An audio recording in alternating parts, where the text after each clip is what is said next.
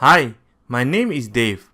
In this video, I'll be taking a closer look at how I've achieved 58% gain in MRK within 37 days.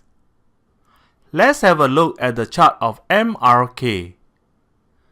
The entry was on 6th November, and the movement of the stock has encountered some ups and downs after entry. The final push for an exit occurred on 13th December.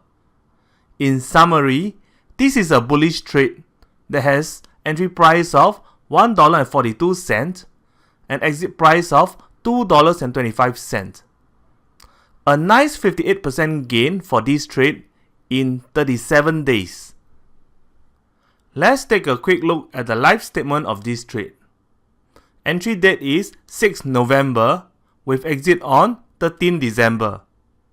Entry price is $1.42 with exit price of $2.25. This trade has achieved a 58% gain in 37 days.